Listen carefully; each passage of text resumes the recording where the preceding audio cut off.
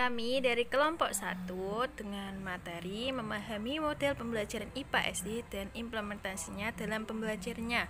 Sebelumnya, kelompok kami ada beranggotakan 7 orang. Yang pertama yaitu Nurul Nisa, NIM 467, yang kedua yaitu Hani Rahmat Dwi Saputri, NIM 506, yang ketiga yaitu Dewi Fatihah, NIM 523, yang keempat Safety Melania Andriani, NIM 532, yang kelima Lutfia Ningsih, NIM 546, yang keenam Vivit Edu Firdayanti, NIM 555, yang terakhir yaitu Hisham Nasyid, NIM 561. Rumusan masalah yang kami ambil yaitu ada 10. Yang pertama yaitu apa pengertian dari model pembelajaran Project Based Learning. Yang kedua yaitu bagaimana karakteristik model pembelajaran Project Based Learning. Yang ketiga yaitu apa saja prinsip-prinsip model pembelajaran Project Based Learning. Yang keempat yaitu apa saja kekurangan dan kelebihan model pembelajaran Project Based Learning. Yang kelima, apa saja manfaat penerapan model pembelajaran Project Based Learning. Yang keenam, bagaimana tahap-tahap penerapan model pembelajaran Project Based Learning. Yang ketujuh, apa yang dimaksud dengan model pembelajaran SAFI. Yang kedelapan, bagaimana prinsip-prinsip dasar model pembelajaran SAFI. Yang kesembilan, apa kelebihan dan kekurangan model pembelajaran SAFI. Yang terakhir yaitu bagaimana tahap-tahap model pembelajaran SAFI pada mata pelajaran IPA SD kelas tinggi. Nah, kali ini saya akan menerangkan tentang pengertian Project Based Learning atau pembelajaran PBL. Model pembelajaran ini atau pembelajaran Based Learning Project yaitu proses pembelajaran yang memberikan penekanan pada pemecahan masalah sebagai usaha kolaboratif dalam periode pembelajaran tertentu. Pembelajaran ini dilaksanakan dengan melibatkan siswa pada tugas-tugas kompleks dalam kelompok pembelajaran kooperatif. Dengan demikian, siswa dimungkinkan untuk bekerja secara mandiri dalam membentuk pembelajarannya dan memunculkan dalam produk yang nyata. Nah, maksud dari pengertian ini itu siswa dimaksud untuk bekerja secara mandiri agar mereka memahami pembelajaran tersebut. Di slide sebelumnya, kalian sudah dijelaskan oleh Mbak Fia, yaitu tentang pengertian Project Based Learning. Nah, saya akan menjelaskan tentang karakteristik atau ciri-ciri dari Project Based Learning. Di sini ada dua, yaitu yang pertama yaitu dari Institut Pendidikan BAK atau BAK Institute for Education, dan dari bukunya. Yang kedua yaitu dari bukunya Yani. Nah, di sini saya akan menjelaskan dari karakteristik menurut The Autotext Foundation dalam Yani. Sebelumnya yang pertama tadi kalian bisa memahami atau membacanya terlebih dahulu ya. Nah, sekarang karakteristik menurut The Autotext Foundation dalam Yani. Ada 6. Yang pertama yaitu peserta didik diharuskan membuat sebuah keputusan tentang suatu kerangka kerja. Yang kedua yaitu adanya suatu permasalahan serta tantangan yang diberikan kepada peserta didik. Jadi peserta itu diberi tantangan atau permasalahan. Yang ketiga yaitu peserta didik diharuskan dapat mendesain suatu proses untuk menentukan sebuah solusi atau jawaban atas permasalahan atau tantangan yang telah diberikan oleh peserta didik. Yang keempat yaitu peserta didik secara sengaja melakukan kerjasama serta memiliki sikap tanggung jawab terhadap atau mengakses serta mengelola suatu informasi untuk memecahkan suatu masalah atau tantangan yang telah diberikan. Yang kelima yaitu proses sebuah evaluasi dijalankan secara kontinu, yaitu secara terus-menerus. Yang terakhir, yang keenam yaitu peserta didik secara beriringan atau bersama-sama melakukan sebuah refleksi aktivitas yang sudah dijalankan oleh mereka.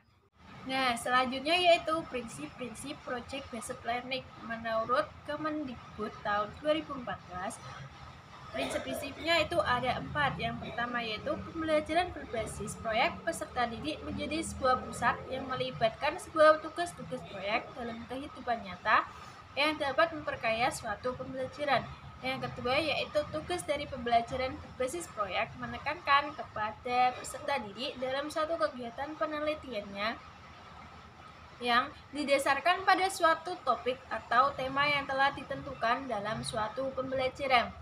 Yang ketiga yaitu penyelidikan atau sebuah eksperimen yang telah dilakukan secara autentik dan menghasilkan sebuah produk yang asli atau real serta telah dianalisis dan dikembangkan berdasarkan tema atau topik yang disusun dalam bentuk produk atau disebut dengan laporan atau hasil karya. Yang terakhir atau yang keempat merupakan produk yang telah dihasilkan kemudian dikomunikasikan secara bersamaan di depan untuk mendapat suatu tanggapan dan umpan balik untuk perbaikan produk. Nah, di sini saya akan menerangkan tentang kekurangan dan kelebihan Project Based Learning. Menurut Bos dan Kraus, di sini ada kelebihannya. Yang pertama yaitu model ini bersifat terpadu dengan kurikulum sehingga tidak memerlukan tambahan apapun dalam pelaksanaannya. Dan yang kedua yaitu siswa terlibat dalam kegiatan dunia nyata dan mempraktikkan strategi otentif sebagai disiplin atau secara disiplin. Yang ketiga yaitu siswa bekerja secara kolaboratif untuk memecahkan masalah yang penting baginya. Yang keempat yaitu teknologi terintegrasi sebagai alat untuk penemuan, kolaborasi, dan komunikasi dalam mencapai tujuan pembelajaran penting dalam cara-cara baru. Dan yang terakhir atau yang kelima yaitu meningkatkan kerjasama guru dalam merancang dan mengimplementasikan proyek-proyek yang melintasi batas-batas geografis atau bahan melompat zaman waktu itu atau zona itu. Selanjutnya adalah kekurangan dari Project Based Learning. Nah, di sini menurut Abidin, yang pertama yaitu memerlukan banyak waktu dalam belajar. Yang kedua, memerlukan banyak media atau sumber-sumber pembelajaran. Yang ketiga yaitu memerlukan guru dan siswa yang sama-sama siap belajar dan berkembang. Yang keempat yaitu ada kekhawatiran siswa hanya akan menyukai satu topik tertentu atau satu topik pembelajaran. Nah, yang di sini yang dikhawatirkan maksudnya yaitu guru dan siswa saling bekerja sama agar membuat perkembangan pembelajaran bisa sukses seperti itu. Nah, dalam pembelajaran ini guru itu harus mempunyai media banyak atau sumber pembelajaran yang lebih luas lagi. Manfaat model pembelajaran Project Based Learning. Menurut Fatur Rahman 2015 yaitu pertama, peserta didik mendapatkan pengetahuan dan kemampuan yang baru dalam pembelajaran. Kedua, menumbuhkan keterampilan peserta didik dalam kemampuan pemecahan masalah. Yang ketiga, menjadikan peserta didik lebih antusias dalam proses pembelajaran.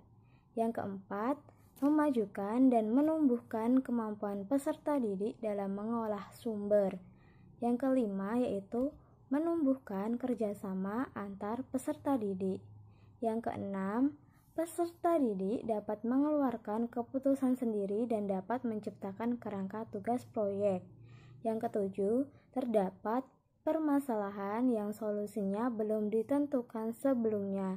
Yang kedelapan, peserta didik dapat mendesain proses untuk mencapai hasil.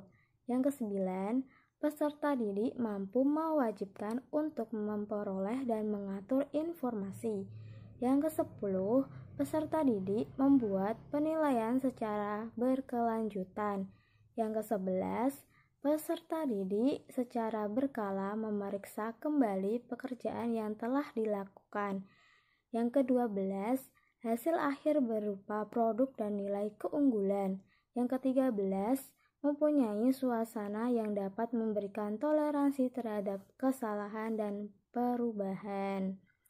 Selanjutnya yaitu manfaat model PJBL menurut Maryani dan Fatmawati. Yang pertama yaitu peserta didik mendapatkan pengetahuan dan keterampilan baru dalam pembelajaran. Yang kedua, meningkatkan kemampuan peserta didik dalam pemecahan masalah. Yang ketiga, membuat peserta didik lebih aktif dalam memecah masalah yang kompleks dengan hasil produk nyata.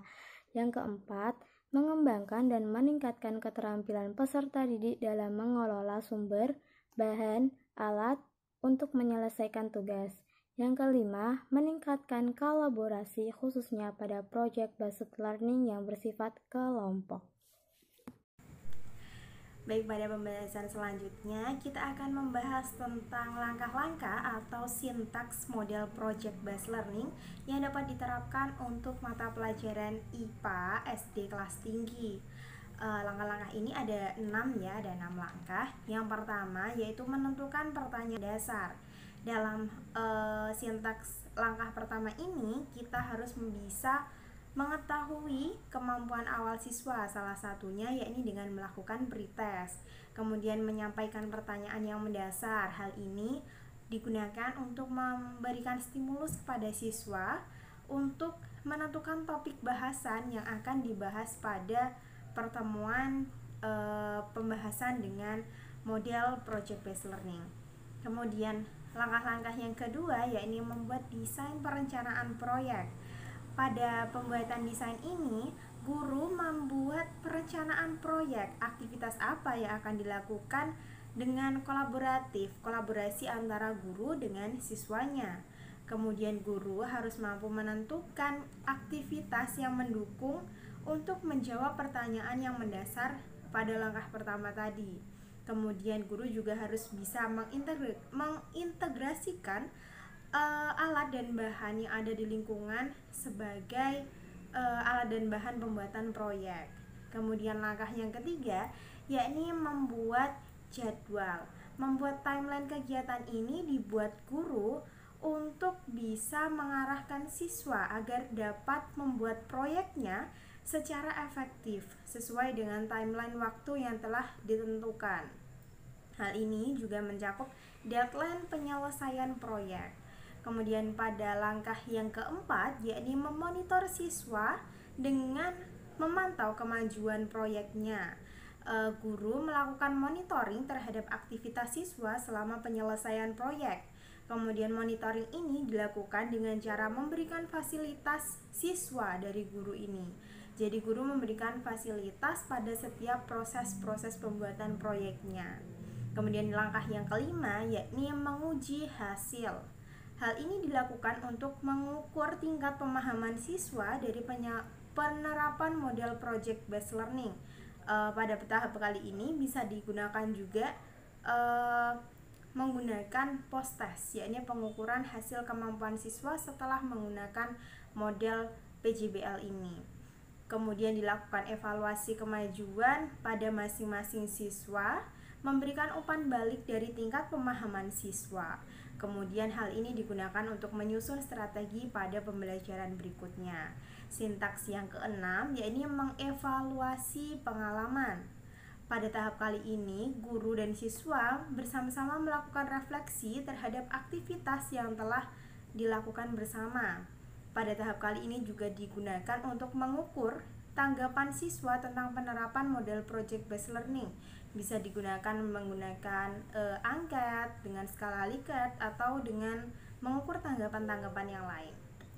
Kemudian dari hasil ini dikembangkanlah pula untuk dapat menjawab permasalahan-permasalahan pembelajaran IPA di SD, yakni bisa dikembangkan pula dengan model project based learning untuk pembelajaran IPA di SD kelas tinggi. Nah, selanjutnya ada pengertian model pembelajaran SAFI. Model pembelajaran SAFI atau Somatic Auditory Visualization Intellectual merupakan model pembelajaran yang menekankan bahwa belajar harus dapat memanfaatkan semua panca indera yang dimiliki oleh siswa atau peserta didik. Kemudian ada prinsip-prinsip dasar pembelajaran SAFI. Prinsip-prinsip dasar pembelajaran SAFI itu ada 6. Yang pertama, peserta didik belajar melibatkan seluruh anggota tubuh dan pikiran. Yang kedua, peserta didik belajar dengan kreativitas yang dimiliki. Yang ketiga, bekerja sama dan saling membantu selama pembelajaran berlangsung. Yang keempat, proses pembelajaran berlangsung pada banyak tingkatan. Yang kelima, peserta didik belajar dari mengerjakan itu sendiri. Dan yang terakhir ada emosi positif dari guru maupun peserta didik sangat membantu dalam proses pembelajaran berlangsung. Kelebihan model pembelajaran SAFI. Yang pertama, membangkitkan terpadu siswa secara penuh melalui penggabungan gerak fisik dengan aktivitas intelektual. Yang kedua, siswa lebih mudah mengingat karena bisa membangun pengetahuannya sendiri. Yang ketiga, memupuk kerjasama karena siswa yang lebih pandai diharapkan dapat membantu siswa yang kurang pandai. Yang keempat, memunculkan suasana belajar yang lebih baik, menarik, dan efektif. Yang kelima, mampu membangkitkan karakteristik kreativitas dan meningkatkan kemampuan psikomotor siswa. Selanjutnya yaitu kekurangan model pembelajaran SAFI. Yang pertama, model ini menuntut adanya guru yang sempurna sehingga dapat memadukan keempat komponen dalam SAFI secara utuh. Yang kedua, membutuhkan waktu yang lama terutama siswa yang lemah. Yang ketiga, membutuhkan perubahan agar sesuai dengan situasi pembelajaran saat ini. Yang keempat, banyak guru yang belum mengetahui pendekatan SAFI karena masih baru. Pada kesempatan kali ini saya akan menjelaskan tentang bagaimana sih tahap-tahap penerapan model pembelajaran SAFI. Tadi kan di atas sudah kita mengetahui tentang mulai dari pengertian, terus nah ini kita masuk pada tahapan-tahapan penerapan model SAFI. Nah, berbeda dengan model pembelajaran konvensional yang lain, pembelajaran model SAFI sangat mengutamakan aktivitas dan peran peserta didik dalam pembelajaran titik. Dalam pembelajaran metode SAFI dinyatakan bahwa sahnya belajar yang paling baik adalah melibatkan peserta didik melalui emosi, seluruh tubuh, semua indera, dan segenap kedalaman serta keluasan pribadi. Nah, itu menurut Sugianto tahun 2008 menyebutkan bahwa ada 4 indikator atau tahapan yang dalam penerapan model SAFI. Yang pertama ada tahapan persiapan atau juga disebut kegiatan pendahuluan. Yang kedua ada tahapan penyampaian atau kegiatan inti. Yang ketiga tahapan pelatihan. Dan yang keempat tahapan penampilan hasil. Nah, selanjutnya kita akan lebih mengulik lebih dalamnya gitu. Nah, ini tadi kan kalau tahap pertama itu kan tahap persiapan atau tahap pendahuluan. Nah, jadi yang harus disiapkan bagi seorang guru adalah bagaimana sih cara kita bisa membangkitkan semangat para peserta didik dan minat serta memberikan perasaan positif. Misal afirmasi kayak kita bisa memuji. Nah, itu termasuk tingkah yang positif mengenai pengalaman belajar yang akan datang dan menempatkan mereka dalam suatu optimal untuk belajar secara spesifik meliputi hal. Itu ada banyak, A sampai K, saya hanya baca beberapa saja untuk lebih lainnya bisa dipahami. Nah, yang A, pastinya kita memberikan sugesti positif. Kita bisa merangsang anak seperti kita memuji. Nah, itu sebuah sugesti gitu. Wah, misal contohnya, Septi sangat pintar. Nah, gitu. Jadi ada sugesti gitu. Yang B, memberikan pernyataan yang memberi manfaat kepada peserta didik. C, memberikan tujuan yang jelas dan bermakna. Jadi, ada tujuan yang harus dicapai dengan jelas dan bisa bermakna gitu. Nah, yang D, menciptakan lingkungan fisik yang positif. Nah, dari poin D sampai F sebenarnya bagaimana sih cara kita menciptakan lingkungan mulai dari fisik, emosional, sosial. Jadi, semua itu saling keterkaitan gitu.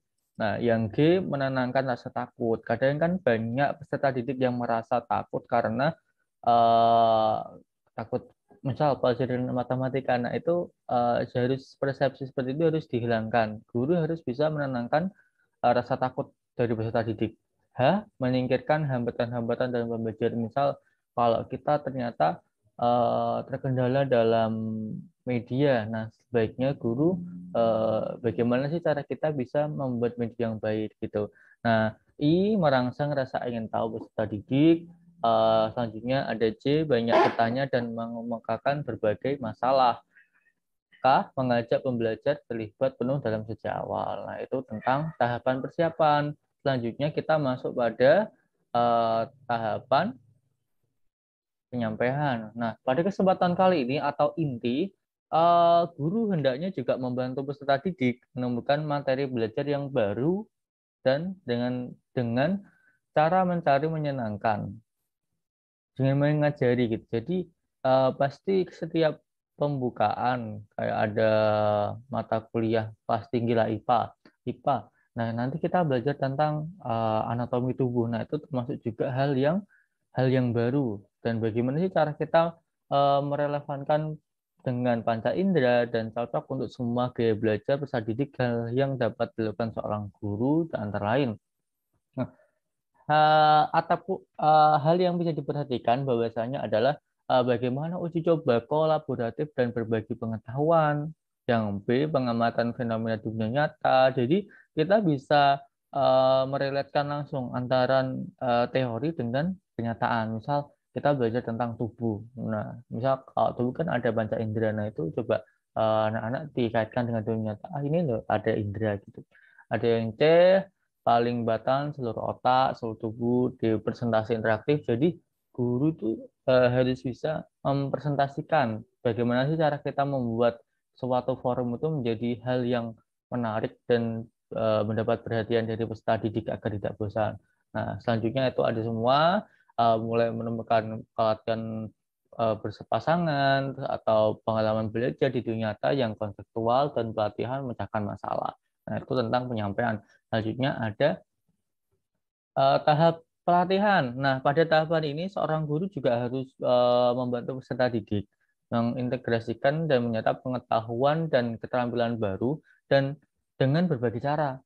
Adapun hal yang dapat dilakukan adalah bahwasanya yang pertama, aktivitas pemrosesan peserta didik, usaha aktif memberikan umpan balik kita seperti misal kalau jadi guru itu tidak hanya mode itu ceramah, tapi juga bisa mengolaborasikan dengan kita memberi sebuah pertanyaan kecil.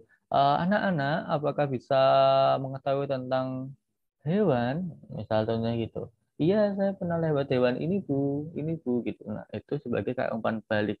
Nah, simulasi dunia nyata, misal kayak kita minta coba anak-anak coba lihat di luar, apakah ada daun yang jatuh. Nah, itu apakah berwarna hijau atau hitam atau coklat gitu. Nah, itu ada kalau di permainan dalam belajar kita juga bisa uh, belajar sambil bermain lah gitu.